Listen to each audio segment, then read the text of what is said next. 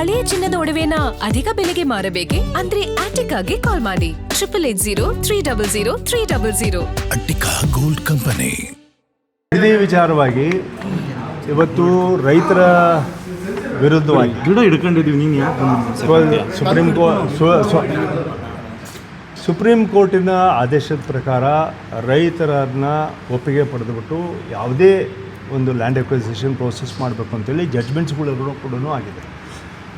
ಅವರನ್ನು ಮನವೊಲಿಸ್ತಕ್ಕಂಥ ಜವಾಬ್ದಾರಿ ಸರ್ಕಾರದ್ದು ಎಲ್ಲ ಹತ್ರನೂ. ಏಕೆಂದರೆ ಯಾವುದೇ ಹತ್ರ ಇವತ್ತು ಜಾಗ ಬೇಕು ಅಂದರೆ ಒಂದಲ್ಲ ಒಂದು ರೀತಿಯಲ್ಲಿ ನಾವು ಸಾರ್ವತ್ರಿಕವಾಗಿರ್ತಕ್ಕಂಥ ಜಾಗಗಳಿಗೆ ಹೋಗ್ತಕ್ಕಂಥ ಪರಿಸ್ಥಿತಿಗಳು ಎಷ್ಟೋ ಸಂದರ್ಭ ಬರ್ತದೆ. ಸರ್ಕಾರಿ ಜಾಗ ಇದ್ದರೆ ಅದಕ್ಕೂ ಕೂಡ ಭಾಳಷ್ಟು ರೆವಿನ್ಯೂ ಜಾಗ ಇರ್ಬೋದು ಅಥವಾ ಇದು ಫಾರೆಸ್ಟ್ ಲ್ಯಾಂಡ್ ಇರ್ಬೋದು. ಈ ಥರದ ಪರಿಸ್ಥಿತಿಗಳು ಬೇರೆ ಎಲ್ಲ ಕಡೆನೂ ಇದೆ.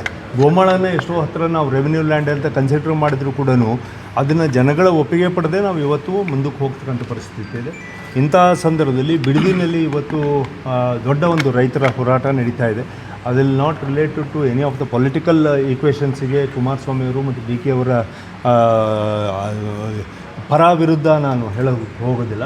ಆದರೆ ರೈತರ ಪರ ನಿಲ್ತಕ್ಕಂಥ ಸಂದರ್ಭದಲ್ಲಿ ನಾವು ರೈತರ ಜೊತೆಗೆ ಅಲ್ಲಿರ್ತಕ್ಕಂಥ ವಾತಾವರಣ ನೋಡಿಕೊಂಡು ರೈತರ ಜೊತೆಗೆ ಸಮಾಧಾನ ಮಾಡಿಬಿಟ್ಟು ಒಪ್ಪಿಗೆ ಕೊಟ್ಟಿರ್ತಕ್ಕಂಥವ್ರು ಕೆಲವ್ರನ್ನ ಬಿಟ್ಟು ನಾನು ಮಾತ್ರ ಇದನ್ನು ಮಾತ್ರ ಮಾಡ್ತೀನಿ ಅನ್ನೋದು ಮಾನ್ಯ ಮುಖ್ಯಮಂತ್ರಿಗಳ ಏನು ವಾದ ಇದೆ ಅದು ಒಂದು ಸರಿಯಾದಂಥ ವಾದ ಅಲ್ಲ ಅಂತೇಳಿ ನಾನು ಭಾವಿಸ್ತೀನಿ.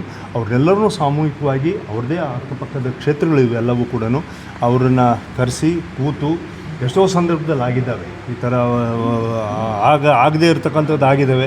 ನಾವು ವಿನಂತಿ ಮಾಡ್ಕೊಂಡಿದ್ವಿ. ಸನ್ಮಾನ್ಯ SM ಕೃಷ್ಣವ್ರ ಸಂದರ್ಭದಲ್ಲಿ ನಾನೇ ಮಂತ್ರಿಮಂಡಲದಲ್ಲಿ ಇದ್ದಂಥ ಸಂದರ್ಭದಲ್ಲಿ ಏರ್ಪೋರ್ಟನ್ನು ನೀವು ದೇವನಹಳ್ಳಿ ಮಾಡಬೇಡಿ, ತುಮಕೂರು ಹತ್ರ ಮಾಡಿ, ಇಲ್ಲಿಗೆ ನಮಗೆ ಮಾಡಿದರೆ ಕರ್ನಾಟಕ ಅರ್ಧ ಭಾಗ ನಮಗೆ ಹತ್ತಿರ ಆಗುತ್ತೆ ಮತ್ತು ಒಂದು ಹೊಸ ಒಂದು ರಾಜಧಾನಿಯನ್ನು ನಾವಲ್ಲಿ ವಿಕಾಸಸೌಧ ಮಾಡೋದು ಬೇಡ, ಇಲ್ಲೇ ದೇವರಾಯನ ಗುಡದ ಹತ್ರನೇ ಒಂದು ದೊಡ್ಡದು ಒಂದು ಚಂಡೀಗಢ ಅಂತ ಒಂದು ಸಿಟಿನ ಮಾಡಿಬಿಟ್ಟು ಅರ್ಧ ಬೆಂಗಳೂರನ್ನ ಈ ಕಡೆ ಶಿಫ್ಟ್ ಮಾಡಿದರೆ ತುಮಕೂರು ನ್ಯಾಷನಲ್ ಹೈವೇಗೂ ಬರ್ತದೆ, ರೈಲ್ವೆ ಲೈನ್ ಇದೆ, ಏರ್ಪೋರ್ಟಿನ ಇಲ್ಲಿ ಮಾಡಿದರೆ ಇಡೀ 7-8 ಜಿಲ್ಲೆಗಳಿಗೆ ಹತ್ತಿರ ಆಗುತ್ತೆ ಅನ್ನೋದನ್ನು ಕೂಡ ಮಾಡಿದ್ವಿ.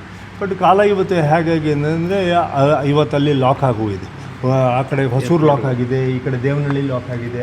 ಸೊ ನಾವು ಬರೋದಾದರೆ ಕರ್ನಾಟಕಕ್ಕೆ ತುಮಕೂರಿಗೆ ಇವತ್ತಲ್ಲ ನಾಳೆ ನಾವು ಬರಲೇಬೇಕು. ಬಟ್ ಇವತ್ತು ಮುಂದಾಲೋಚನೆ ಮುಂದಿನ ಒಂದು 50 ವರ್ಷ 100 ವರ್ಷ ನಾವು ನೋಡಿದಂಥ ಸಂದರ್ಭದಲ್ಲಿ ಕರ್ನಾಟಕ ಉತ್ತರಕ್ಕೆ ಬೆಳವಣಿಗೆ ಆಗ್ತಕ್ಕಂಥ ಲಕ್ಷಣಗಳಿದ್ದಾವೆ. ತುಮಕೂರು ಲಿವಿದೆ ಹೆಡ್ ಕ್ವಾರ್ಟರ್ಸ್ ಆಫ್ ಎಲ್ಲ ದೃಷ್ಟಿಯಿಂದಲೂ ತುಮಕೂರು ನಮಗೆ ಒಲಿತದೆ. ಸೊ ಹಾಗಾಗಿ ಆ ಥರದ ಪರಿಸ್ಥಿತಿಗಳು ಬಂದಾಗ ಅಂಥ ಸಮಸ್ಯೆಗಳು ಇಲ್ಲೂ ಕೂಡ ಬರ್ಬೋದು. ಒಂದು ಸ್ಯಾಟಲೈಟ್ ಟೌನ್ ಮಾಡಿದಾಗ, ಹೊಸ ನಗರವನ್ನು ಮಾಡಿದಾಗ ಇಲ್ಲೆಲ್ಲ ಬಂದು ಒಂದು ಚಿಂತನೆ ಆಗುತ್ತೆ. ಹಾಗಾಗಿ ಬೆಳವಣಿಗೆ ಬಂದಾಗ ಸ್ವಾಭಾವಿಕವಾಗಿ ಹೊಸ ಚಿಂತನೆಗಳು ಬಂದಾಗ ಅದು ಪರ ವಿರುದ್ಧ ಯಾವಾಗಲೂ ಕೂಡ ಚರ್ಚೆ ನಡೀತದೆ. ಬಟ್ ಇವತ್ತಲ್ಲಿ ಹಸಿರಾಗಿರ್ತಕ್ಕಂಥ ಜಾಗ ಇದೆ, ಅಲ್ಲಿ ಸಮೃದ್ಧಿಯಾಗಿರ್ತಕ್ಕಂಥ ರೈತರಿದ್ದಾರೆ, ಬರಡಾಗಿರ್ತಕ್ಕಂಥ ಜಾಗಗಳು ಬೇಕಾದಷ್ಟಿದ್ದಾವೆ. ಇಲ್ಲೇ ತುಮಕೂರಿನಲ್ಲಿ ಪಾವಗಡ ಮತ್ತು ಇದು ಲೈನಲ್ಲಿ ನಮಗೆ ಬರಡಾಗಿರ್ತಕ್ಕಂಥ ಅವೆಲ್ಲರೂ ಕೂಡ ಸೋಲಾರ್ ಫಾರ್ಮ್ಸ್ನ ಹಾಕ್ಕೊಂಡು ನಾವು ಕರೆಂಟನ್ನು ಉತ್ಪಾದನೆ ಮಾಡ್ತಾಯಿದ್ದೀವಿ. ಬಟ್ ಒಂದೇನು ಅಂದರೆ ಮೂಲವಾಗಿ ಜಾಗವನ್ನು ನೋಡ್ತಿದ್ದೀವಿ ಅಂದಾಗ ನೀರನ್ನು ಕೂಡ ಅಷ್ಟೇ ದೊಡ್ಡ ಪ್ರಮಾಣದಲ್ಲಿ ನಾವು ನೋಡ್ಕೋಬೇಕಾಗತ್ತೆ. ಇವಾಗ ಶರಾವತಿಯಿಂದ ನೀರು ತಗೋಬೇಕು ಅಂತೇಳಿ ನೋಡಿದರು. ಶರಾವತಿನಲ್ಲಿ ಆಗ್ತಕ್ಕಂಥ ನೈಸರ್ಗಿಕವಾಗಿರ್ತಕ್ಕಂಥ ಸಮಸ್ಯೆಗಳನ್ನು ಇವತ್ತು ಅದನ್ನು ತಳ್ಳಿ ಹಾಕಿದ್ದಾರೆ.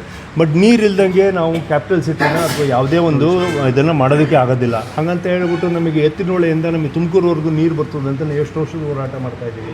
ಇನ್ನೂ ಕೂಡ ನಮ್ಮ ಸುಸಜ್ಜಿತವಾಗಿ ನಮಗೆ ನೀರು ತಲುಪಿಲ್ಲ. ನಮಗೆ ನಾನೇ ನೀರಾವರಿ ಸಚಿವನೇ ಇದ್ದಾಗ ನಮಗೆ ಸಿರಾ ಮತ್ತು ಆಂಧ್ರದ ಬಾರ್ಡ್ರಲ್ಲಿ ಹೋಗ್ಬಿಟ್ಟು ನಾವು ಇನ್ಸ್ಪೆಕ್ಷನ್ ಒಂದು ಕಾಲುವೆಗೋಸ್ಕರ ಹೊಡೆದಾಡಿರ್ತಕ್ಕಂಥ ಜನ ನಾವೆಲ್ಲರೂ ಇದ್ದೀವಿ. ಹಾಗಾಗಿ ನೀರಿಗೆ ಹನಿಗೂ ಕೂಡ ಹೋರಾಟ ಮಾಡಿರ್ತಕ್ಕಂಥ ಜಾಗದಲ್ಲಿ ಫಸ್ಟು ನೀರಿಗೆ ಆದ್ಯತೆ ಕೊಟ್ಕೊಂಡು ಭೂಮಿಗೆ ಆದ್ಯತೆ ಕೊಟ್ಕೊಂಡು ನಾವು ಹೋಗ್ತಕ್ಕಂಥ ಸಂದರ್ಭ. ಬಟ್ ತುಮಕೂರು ಈಸ್ ಆಲ್ವೇಸ್ ನಮಗೆ ಪ್ರೈಮ್ ಪ್ಲೇಸ್ ಆಗಿರ್ತಕ್ಕಂಥದ್ದು ಕರ್ನಾಟಕಕ್ಕೆ ಮತ್ತು ನಮ್ಮ ರಾಜಧಾನಿಗೆ. ತುಮಕೂರು ಇನ್ನೂ ಬೆಳವಣಿಗೆ ಆಗಬೇಕು. ಆ ನಿಟ್ಟಿನಲ್ಲಿ ತುಮಕೂರಿನ ಪರವಾಗಿ ನಾವೆಲ್ಲರೂ ಇರಬೇಕು ಅಂತ ನಾನು ಭಾವನೆ. ಗ್ಯಾರಂಟಿ ನ್ಯೂಸ್, ಸುದ್ದಿ ಖಚಿತ, ನ್ಯಾಯ ನಿಶ್ಚಿತ.